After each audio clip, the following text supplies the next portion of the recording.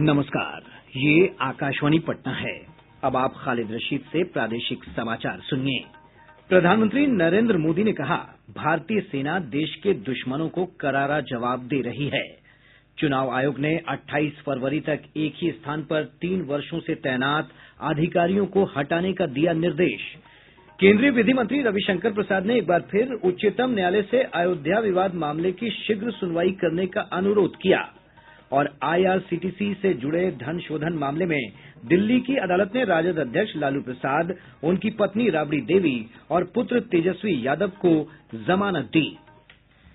प्रधानमंत्री नरेंद्र मोदी ने कहा है कि भारत एक शांतिप्रिय देश है, लेकिन विपरीत स्थिति में किसी भी कीमत पर अपनी सीमाओं की रक्षा करने का संकल्प और दमखम रखता है।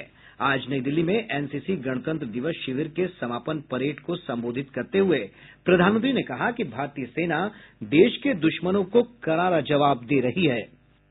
देश की अर्थव्यवस्था हो या फिर दुश्मन से निपटने का हमारा सामर्थ्य, हर स्तर पर हमारी क्षमताओं का विस्तार हुआ है। हमारी सेना ने ये स्पष्ट संदेश दिया है कि हम छेड़ते नहीं हैं, लेकिन किसी ने अगर छेड़ा तो हम उसे छोड़ते भी नहीं हैं। हम शांति के प्रबल समर्थक हैं, लेकिन राष्ट्र रक्षा के लिए कोई भी कदम उठाने में हम चूकेंगे नहीं।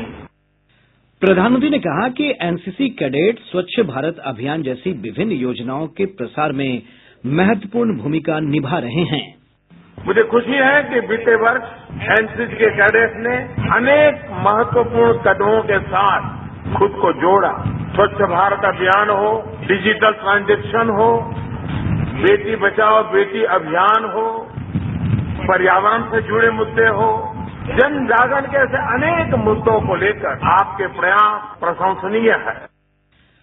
प्रधानमंत्री ने कहा कि भारत ऐसा देश है जहां लोगों की कई अपेक्षाएं हैं, जिन्हें पूरा करने के प्रयास किए जा रहे हैं। उन्होंने कहा कि युवाओं के सपने पूरा करने के लिए सरकार भरपूर प्रयास कर रही है। प्रधानमंत्री ने कहा कि युवाओं की कड़ी मेहनत से ही सपने पूरे किए जा सकते हैं। चुनाव आयोग ने एक ही स्थान पर 3 वर्षों से अधिक समय से स्थापित अधिकारियों को 28 फरवरी तक तबादला करने का निर्देश दिया है। आयोग ने राज्यों के मुख्य सचिव और पुलिस प्रमुखों को पत्र लिखकर कहा है कि इसके बाद किसी भी स्तर पर कोई तबादले नहीं होंगे। चुनाव आयोग ने इस सिलसिले में की गई कार्रवाई से अवगत कराने का भी निर्देश दिया है। लोकसभा चुनाव को देखते हुए राज्य के सभी जिलों में विशेष अभियान चलाकर विभिन्न आपराधिक मामलों में लंबित कुर्की जब्ती की कार्रवाई की गई है। पुलिस महानिदेशक KS द्विवेदी ने बताया कि अब तक कुल 1067 कुर्की जब्ती का निष्पादन किया गया है। उन्होंने कहा कि आगे भी कार्रवाई जारी रहेगी। केंद्रीय विधि मंत्री रविशंकर प्रसाद ने उच्चतम न्यायालय से एक बार फिर आग्रह किया है कि वो अयोध्या विवाद मामले की सुनवाई शीघ्र और तीव्र गति से करे। श्री प्रसाद ने पटना में संवाददाताओं से बातचीत करते हुए कहा कि अगर सबरीमला मामले में ऐसा हो सकता है तो लंबे समय से विचाराधीन अयोध्या मामले में भी यह संभव है। उन्होंने कहा कि देश में बड़ी संख्या में लोग अयोध्या में भव्य राम मंदिर का निर्माण और उच्चतम न्यायालय में इस मामले की जल्दी से जल्दी सुनवाई चाहते हैं। केंद्रीय मंत्री ने कहा कि सरकार और सत्तारूढ़ पार्टी ने हमेशा कहा है कि अयोध्या में भव्य राम मंदिर के निर्माण के लिए संवैधानिक प्रक्रिया का पालन किया जाना चाहिए। दिल्ली की पटियाला हाउस कोर्ट ने IRCTC से जुड़े धन शोधन मामले में आज राजद अध्यक्ष लालू प्रसाद को नियमित जमानत दे दी। इस मामले में न्यायालय ने पूर्व मुख्यमंत्री राबड़ी देवी और विधानसभा में विपक्ष के नेता तेजस्वी यादव को भी जमानत दे दी है। न्यायालय ने प्रत्येक आरोपी को 1-1 लाख रुपए के निजी मुचलके और उतनी ही राशि की सुरक्षा जमानत पर यह राहत दी है। गौरतलब है कि धन शोधन का यह मामला IRCTC के 2 होटलों का अनुबंध निजी फर्म को देने से संबंधित है। पटना उच्च न्यायालय ने सरकारी डॉक्टरों के निजी प्रैक्टिस मामले में हस्तक्षेप से इनकार कर दिया है। न्यायमूर्ति ज्योति शरण की खंडपीठ ने एक जनहित याचिका की सुनवाई करते हुए कहा कि यह सरकार का नीतिगत मामला है। न्यायालय ने अपने निर्देश में कहा कि सरकार ही ये तय कर सकती है कि सरकारी डॉक्टर निजी प्रैक्टिस कर सकते हैं या नहीं। प्रदेश में चकबंदी कार्यक्रम को पूरा करने में हो रही देरी पर पटना उच्च न्यायालय ने नाराजगी जताई है। न्यायालय ने इस संबंध में राज्य के मुख्य सचिव से जवाब मांगा है। कोर्ट ने मुख्य सचिव को 18 फरवरी तक जवाबी हलफनामा दाखिल करने का आदेश दिया है। मुख्यमंत्री नीतीश कुमार ने कहा है कि Bihar live stock master plan से कृषि रोड मैप का लक्ष्य हासिल करने में मदद मिलेगी। उन्होंने कहा कि राज्य में किसानों की आमदनी बढ़ी है और इसे दोगुनी करने के लिए राज्य सरकार लगातार प्रयास कर रही है। श्री कुमार पटना में पशुपालन और मत्स्य विभाग द्वारा आयोजित कार्यक्रम को संबोधित कर रहे थे। इस अवसर पर उन्होंने Bihar live stock master plan के साथ ही कई योजनाओं का उद्घाटन और शिलान्यास किया। श्री कुमार ने घोषणा की कि पशु चिकित्सकों को एमबीबीएस डॉक्टरों के समान वेतन दिया जाएगा। उन्होंने दूसरे विभागों से भी रोड मैप बनाने को कहा है। इस अवसर पर श्री कुमार ने दूध नहीं देने वाली गायों के लिए गौशाला बनाने का निर्देश देते हुए कहा कि सड़क पर गाय छोड़ने वालों पर जुर्माना लगाया जाए। प्रादेशिक समाचार आप आकाशवाणी पटना से सुन रहे हैं। प्रधानमंत्री परीक्षा पर चर्चा की दूसरी कड़ी में कल देश भर के विद्यार्थियों के साथ बातचीत और अनुभव साझा करेंगे। प्रधानमंत्री विद्यार्थियों, शिक्षकों और अभिभावकों के साथ चर्चा करेंगे कि कैसे बच्चे बिना किसी दबाव और तनाव के परीक्षा दे सकते हैं। मानव संसाधन विकास मंत्री प्रकाश जावड़ेकर ने कहा कि ये एक वैश्विक कार्यक्रम होगा। उन्होंने बताया कि इसमें दक्षिण पूर्व एशिया और रूस सहित विभिन्न देशों के विद्यार्थी भाग लेंगे और कार्यक्रम का प्रसारण भी कई देशों में होगा। इस बार ये ग्लोबल इवेंट है।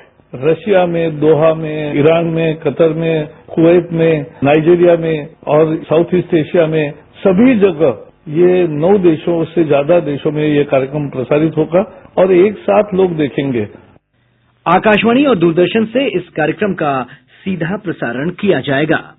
कृषि मंत्री प्रेम कुमार ने कहा है कि प्रधानमंत्री नरेंद्र मोदी के संकल्प के अनुरूप राज्य सरकार किसानों की आय दोगुनी करने के लिए बड़े कदम उठा रही है। समस्तीपुर के पटेल मैदान में कृषि विभाग द्वारा आयोजित किसान चौपाल कार्यक्रम को संबोधित करते हुए श्री कुमार ने कहा कि बदलते मौसम के अनुरूप खेती के लिए एक विशेष कार्य योजना तैयार की गई है। बक्सर जिले में बेखौफ अपराधियों ने चुनावी रंजिश को जिला परिषद के पूर्व उपाध्यक्ष संतोष सिंह को गोली मारकर गंभीर रूप से घायल कर दिया। घायल की गंभीर स्थिति को देखते हुए उसे वाराणसी भेजा गया है। कटिहार जिले के बारसोई थाना क्षेत्र अंतर्गत राज्य उच्च पथ 98 के पास अपराधियों ने निबंधन कार्यालय में पदस्थापित मुंशी असरुद्दीन का अपहरण कर लिया। सूत्रों के अनुसार अपहरणकर्ता एक 4 पहिया वाहन पर सवार होकर आए थे। पुलिस मामले की छानबीन कर रही है। शेखपुरा जिले में उत्पाद विभाग की टीम ने एक चिकित्सक को शराब बेचने के आरोप में गिरफ्तार किया है। उत्पाद अधीक्षक विपिन कुमार ने बताया कि जिले के अरियरी प्रखंड का रहने वाला यह चिकित्सक अपनी क्लिनिक पर देसी चुलाई शराब बेचता था। वयोवृद्ध स्वतंत्रता सेनानी और वरिष्ठ समाजवादी रामलखन राय का निधन हो गया है। मुख्यमंत्री ने अपने शोक संदेश में कहा है कि वे 1942 के भारत छोड़ो आंदोलन से जुड़े थे और राम मनोहर लोहिया जी के सहयोगी के रूप में भी उन्होंने महत्वपूर्ण भूमिका का निर्वाह किया था। पटना में पुलिस ने 2 अलग अलग थाना क्षेत्रों से 7 कुख्यात अपराधियों को गिरफ्तार किया है। उनके पास से हथियार और कारतूस बरामद किया गया है। सीवान मुफस्सिल थाना क्षेत्र अंतर्गत चकरा में शादी समारोह के दौरान फायरिंग में एक व्यक्ति की मौत हो गई। बक्सर जिले के एक बीएड कॉलेज में मनमानी फीस वसूली के खिलाफ उग्र छात्रों ने NH 84 को जाम कर हंगामा और प्रदर्शन किया। मुजफ्फरपुर के मिठनपुरा थाना क्षेत्र से पुलिस ने ड्रग तस्कर डब्बू पटेल को गिरफ्तार कर लिया है। कैमूर में पेट्रोल पंप लूटकांड के 3 आरोपियों को पुलिस ने गिरफ्तार किया है। गिरफ्तार अपराधियों के पास से 2 देसी कट्टा बरामद किया गया है। और अब अंत में मुख्य समाचार। प्रधानमंत्री नरेंद्र मोदी ने कहा, भारतीय सेना देश के दुश्मनों को करारा जवाब दे रही है। चुनाव आयोग ने 28 फरवरी तक एक ही स्थान पर 3 वर्षों से तैनात अधिकारियों को हटाने का दिया निर्देश। केंद्रीय विधि मंत्री रविशंकर प्रसाद ने एक बार फिर उच्चतम न्यायालय से अयोध्या विवाद मामले की शीघ्र सुनवाई करने का अनुरोध किया।